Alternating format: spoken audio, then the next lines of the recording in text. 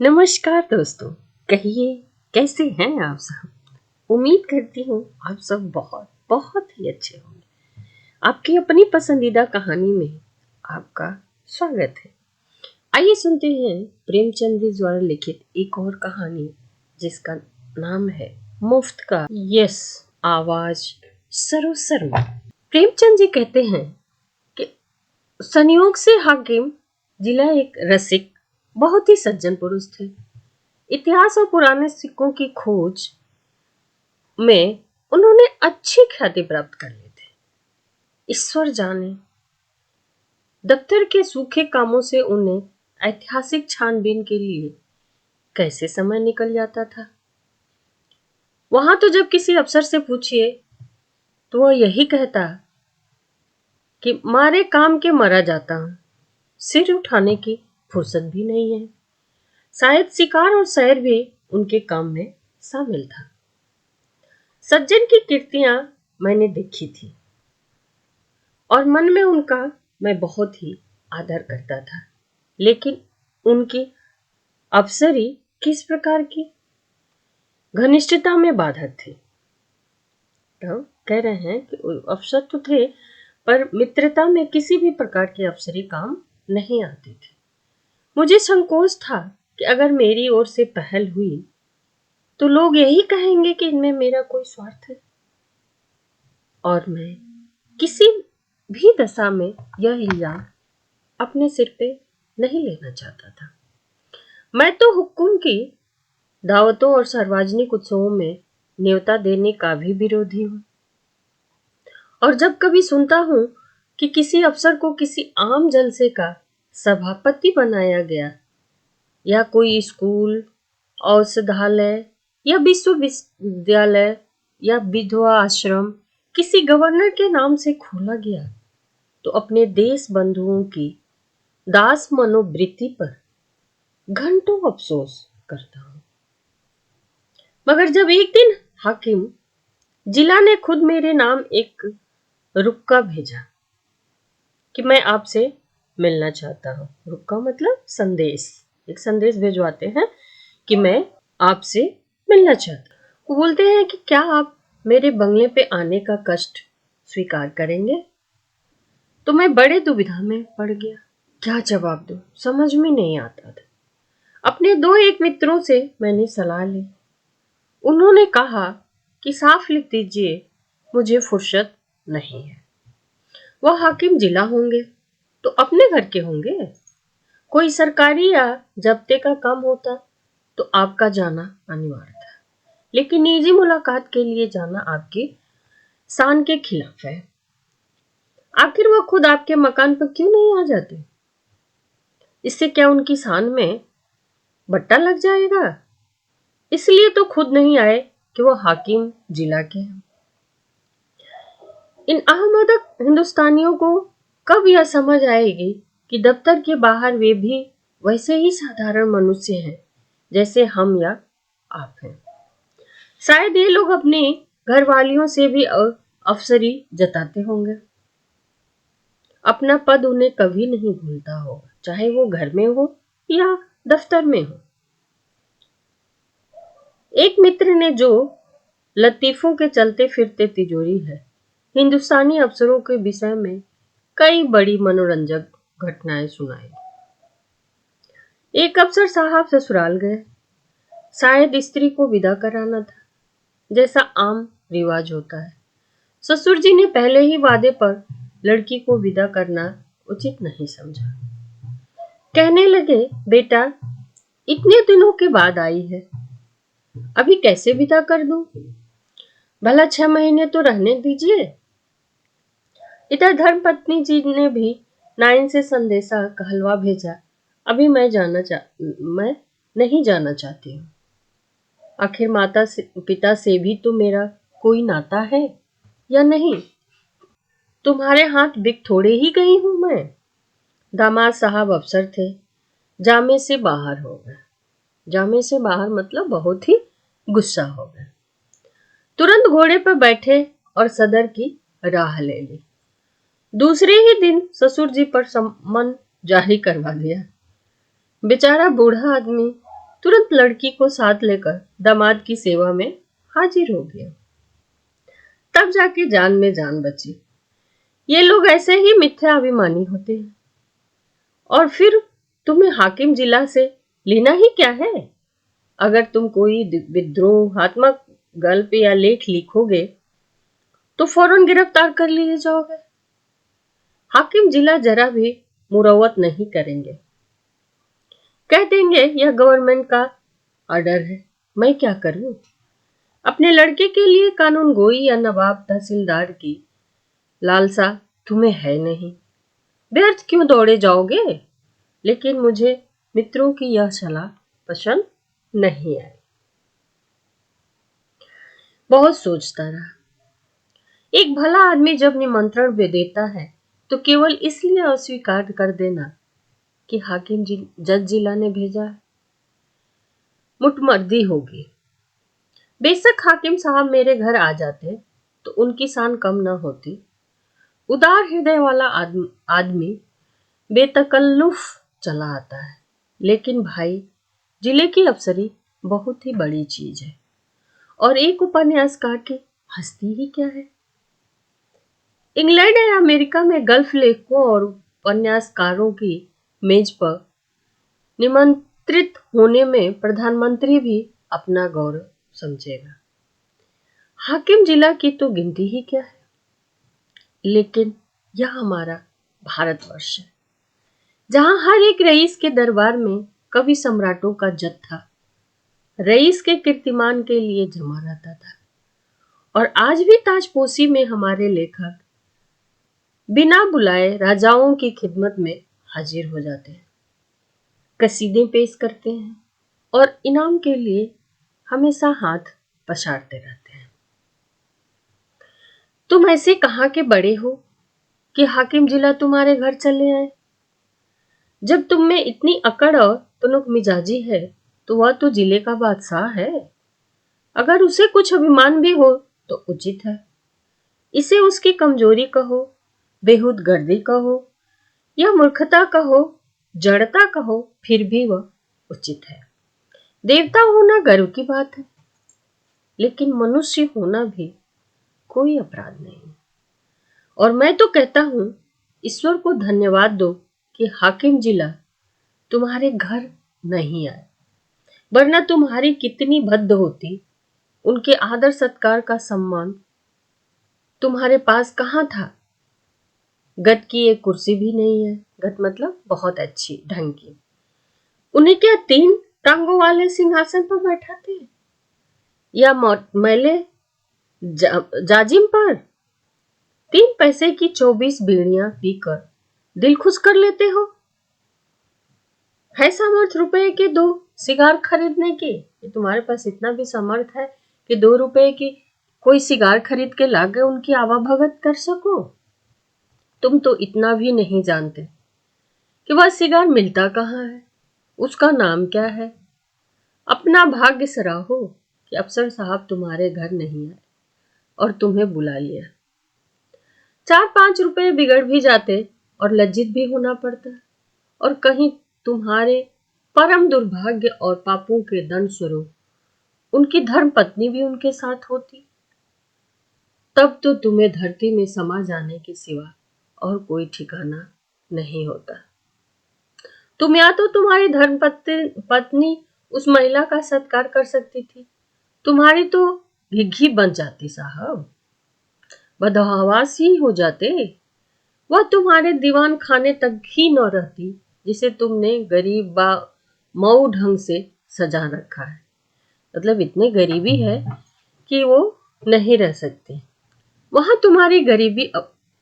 तुम्हारी गरीबी अवश्य, परंतु फूहड़पन नहीं। अंदर तो पग पग पर फूहड़पन के दृश्य नजर आते।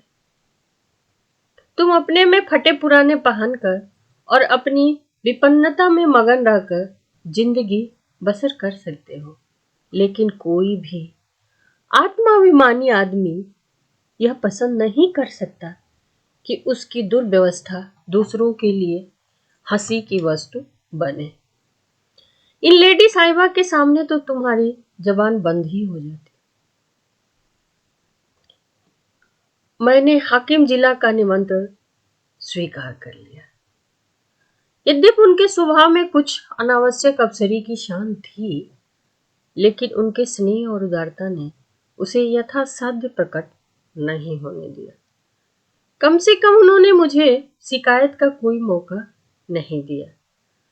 अफसराना प्रवृत्ति को तब्दील करना उनकी शक्ति से बाहर था। मुझे इस प्रसंग को कोई महत्व देने की कोई बात नहीं थी और ना ही मैंने महत्व दिया। उन्होंने मुझे बुलाया और मैं चला गया। कुछ गपशप किया और लौट आया। किसी से इसका जिक्र करने की जरूरत भी नहीं पड़ी, ना मैंने दोस्तों को बताया ना किसी और से। मानो भाजी खरीदने मैं बाजार गया था, लेकिन टोहियों ने जाने कैसे टोह लगा लिया। मतलब जो लोग मेरे पीछे आग गड़ाए हुए थे, उन्होंने पता लगा लिया कि मैं कहाँ गया हूँ। विशेष समुदायों में यह चर्चा होने लगी कि हाकिम जिला से मेरी बड़ी गहरी मित्रता है और वह मेरा बड़ा सम्मान करते हैं। अतिशयोक्ति ने मेरा सम्मान और भी बढ़ा दिया। यहाँ तक कि मशहूर हुआ कि वह मुझसे सलाह लिए बगैर कोई फैसला या रिपोर्ट भी नहीं लिखते हैं। कोई भी समझदार आदमी इस ख्याति से लाभ उठा सकता था। स्वार्थ में आदमी बावला हो जाता है, तिनके का सहारा ढूंढता फिरता है। ऐसे को विश्वास दिलाना कुछ मुश्किल न था कि मेरे द्वारा उनका काम निकल सकता है, लेकिन मैं ऐसी बातों से घृणा करता हूँ। सैकड़ों व्यक्ति अपनी कथाएं लेकर मेरे पास आए। किसी के साथ पुलिस ने बेजा ज्यादती की थी, कोई इनकम टैक्स वालों की सख्तियों से दुखी था। किसी की यह शिकायत थी कि दफ्तर में उनकी बहुत ही बेइज्जती हो रही है और उनके पीछे के आदमियों को दनादन तरक्कियां मिल रही है। उनका नंबर आता है तो कोई परवाह ही नहीं करता। इस तरह का कोई न कोई प्रसंग नित्य ही मेरे पास आने लगा, लेकिन मेरे पास उन सबके लिए एक ही जवाब था, मुझसे कोई मतलब नहीं है। एक दिन मैं अपने कमरे में बैठा हुआ था कि मेरे बचपन के एक सहपाठी मित्र आ टपके। हम दोनों एक ही मकतब में पढ़ने जाया करते थे। कोई 45 साल की पुरानी बात है। मेरी उम्र 19 साल से अधिक नहीं थी। वह भी लगभग इसी उम्र के रहे होंगे, लेकिन मुझसे कहीं बलवान और वो हष्ट पुष्ट थे। मैं जहीन था, वह निरे कौदन थे। मौलवी साहब उनसे हार गए थे और उन्हें सबक पढ़ाने का भार मुझ पर डाल दिया था। अपने से दुगुने व्यक्ति को पढ़ाना मैं अपने लिए गौरव की बात समझता था और खूब बल लगाकर मैं उन्हें पढ़ाता था। फल यह हुआ कि मौलवी साहब की छड़ी जहां असफल रही, वहां मेरा प्रेम सफल हो गया।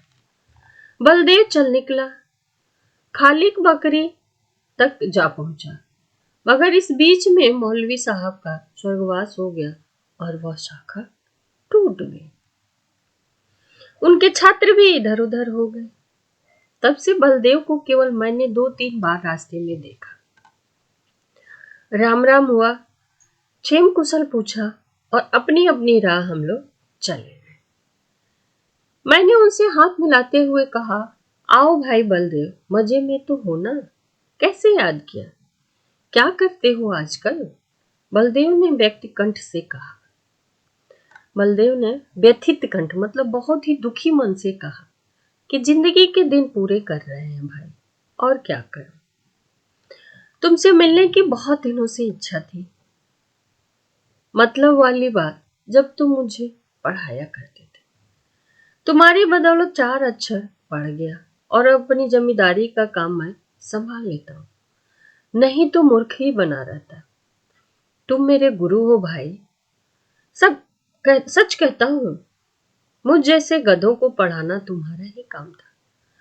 न जाने क्या बात थी कि मौलवी साहब से सबक पढ़कर अपनी जगह पर आया नहीं कि बिल्कुल साफ। तुम जो पढ़ाते थे वह बिना याद किए ही याद हो जाता था। तुम तब भी बड़े जहीन थे। यह कहकर उन्होंने मुझे सगर्व नेत्रों से देखा, बहुत ही गर्वित नेत्रों से देखा। मैं बचपन के साथी को देखकर फूला नहीं समाया, नेत्र सजल हो गए। मैंने बोला, मैं तो जब तुम्हें देखता हूं तो यही जी में आता है कि दौड़कर तुम्हें गले से लिपट लूं। 45 वर्ष का युग मानो बिल्कुल गायब हो जाता है, आंखों के सामने फिरने लगता है सारी चीजें, बचपन की सारी मनोहरताओं के साथ ताजा हो जाता है। बलदेव भी द्रवित कण से उत्तर दिया, मैंने तो भाई तुम्हें सदैव अपना इष्ट देव समझा है। जब तुम्हें देखता हूं तो छाती गज भर की चौड़ी हो जाती है। वह मेरा बचपन का संगी जा रहा है, जो समय आन पड़ने पे कभी दगा नहीं देगा। तुम्हारी बड़ाई सुन सुनकर मन ही मन प्रसन्न हो जाता हूं। लेकिन यह बताओ, क्या तुम्हें खाना नहीं मिलता है? कुछ खाते पीते नहीं हो? सूखते क्यों जा रहे हो? क्या मैं घी का 2 4 कनस्तर भिजवा दूं? अब तुम भी बूढ़े हुए, खूब डटकर खाया करो। अब तो देह में जो कुछ तेज और बल है वह केवल भोजन के ही अधीन है। मैं तो अब भी सेर भर दूध और पाव भर घी उड़ाए जाता हूँ। इधर थोड़ा मक्खन भी खाने लगा हूँ। जिंदगी भर बाल बच्चों के लिए मर मिटे। अब कोई यह नहीं पूछता कि तुम्हारी तबीयत कैसी है। अगर आज कंधा डाल दूं तो कोई एक लोटे पानी को ही ना पूछे। इसलिए खूब खाता हूं और सबसे ज्यादा काम करता हूं। घर पर अपना रूप भी बनाए रखता हूं। वही जो तुम्हारा जेठा लड़का है, उस पर पुलिस ने एक झूठा मुकदमा चला दिया है। जवानी के मद में किसी को कुछ सूझता तो है नहीं। अच्छा खासा पहलवान, दरोगा जी से एक बार कुछ कहा सुनी हो गई, तब से घात में लगे हुए थे। इधर गांव में एक डाका पड़ गया, दरोगा जी ने तहकीकात में उसे भी फंसा लिया। आज 1 सप्ताह से हिरासत में है। मुकदमा डिप्टी के इजलास में है और मोहम्मद खालिद और दरोगा जी से दांत काटी रोटी अवश्य सजा हो जाएगी। अब तुम ही बताओ, जो उसकी जान बच सकती है और कोई आशा नहीं है। सजा तो जो होगी वह होगी ही, इज्जत भी खाक में मिल जाएगी। तुम जाकर हाकिम जिला से इतना कह दो कि मुकदमा झूठा है, आप खुद चलकर तहकीकात कर ले। देखो भाई, बचपन के साथी हो, नहीं ना करना। तुम्हारे जैसे आदमी को पढ़ना भी नहीं चाहिए। तुम प्रजा की लड़ाई लड़ने वाले जीव हो। तुम्हें सरकार के आदमियों से मेल जोल बढ़ाना उचित नहीं है, नहीं तो जनता की नजरों में गिर जाओगे। लेकिन यह घर का मुकदमा है, इतना समझ लो कि मुआमला बिल्कुल झूठ न होता तो मैं कभी तुम्हारे पास नहीं आता। लड़की की माँ रो रो कर जान दिए जा रही है। बहू ने दाना पानी छोड़ रखा है। 7 दिन हो गए घर में चूल्हा तक नहीं जला।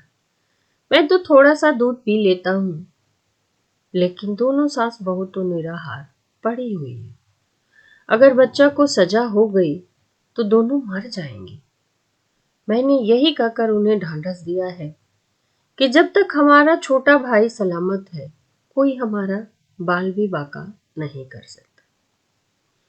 तुम्हारी भाभी ने तुम्हारी एक पुस्तक पढ़ी है, वह तो तुम्हें देवतुल्य समझती है।